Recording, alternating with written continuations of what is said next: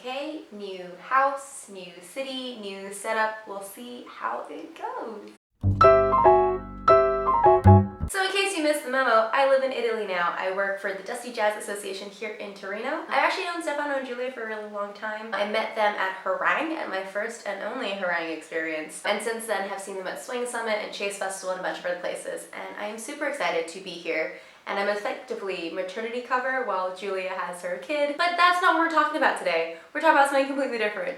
So today I actually want to talk about body image and dancing, because this is actually something someone asked me about. I believe it was Georgie Rastal who asked me about it quite a while ago. I can't remember anymore, but I do want to talk about this, and it's been something I wanted to talk about for a while. I want to make 2 points today. One point I concede is slightly ableist. However, I think for those of us who are in the dance community, it is a really useful way of thinking about our body image. The other thing I want to share with you guys is a little bit more racially charged. So, who's ready for a controversial video in comment section? Not me. First things first, I recognize that it is slightly ableist and I'm trying to find a better way of thinking about it. But for now, this is where I am in my thought process. If you have suggestions on how I can think about this better, I would love to hear it in comments. One of the things that I'm trying to do with my personal body image at the moment is not think about it as I have to love how it looks, or that I have to hate how it looks, or I have to worry about how it looks. I want to take my obsession with my body away from how it looks to the outside world. And I want to put it into what it is capable of doing. But particularly as a dancer, this is something that I can very clearly see in myself because I can see myself dancing. So here's what I want to offer to you. Next time you worry about being too big or too small or too tall or too short or big in the wrong way or small in the wrong way or too pointy or whatever it may be that you are worried about how your body looks, I would like you to take that energy that you're directing towards how it looks and channel it towards what it is capable of doing. So this is something that helps me a lot when I am really nervous about how I look or what to wear. I then remind myself of all the things my body is capable of doing. It is capable of doing some awesome dancing, and it is capable of doing aerials, and it is capable of moving my mind and my spirit around in this world, and how I can use my body to make things happen or to climb a fucking mountain.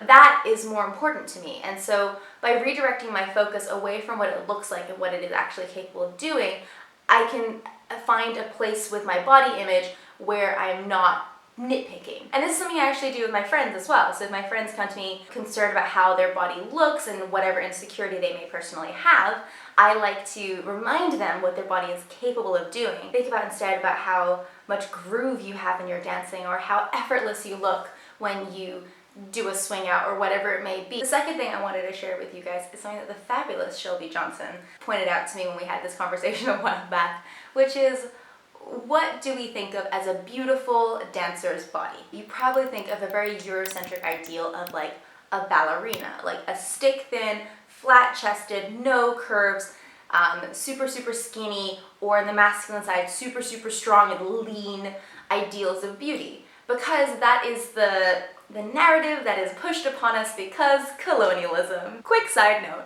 There is nothing in our culture that is unaffected by colonialism, including me. I exist because colonialism happened, because I'm from a colony, and my father moved there because it was a colony, and my mother moved there because it was a colony.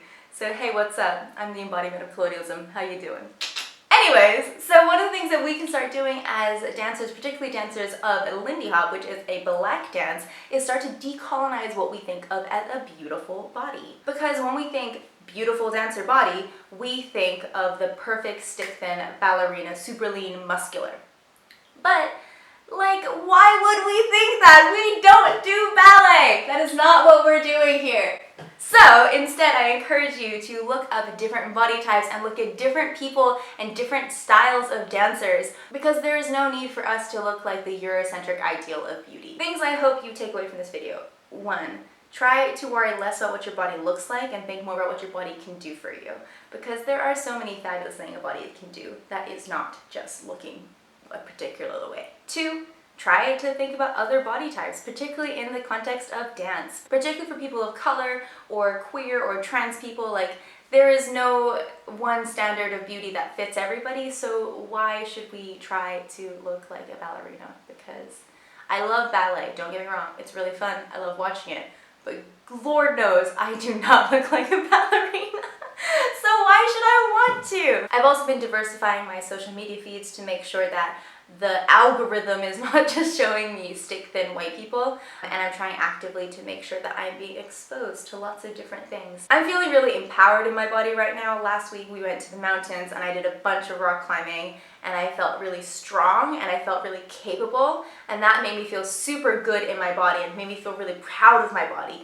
Even though it's maybe a little bit bigger than it was before lockdown, I can climb a fucking mountain. I no longer care that my body's a little bit bigger because it is capable of so much more. I hope you're doing okay. Things have been a little bit crazy here, so I'm hopefully gonna find a little bit more of a pattern, a little bit more of a regular schedule here so I can start making videos again. But this was delightful, and so I hopefully will see you guys again soon.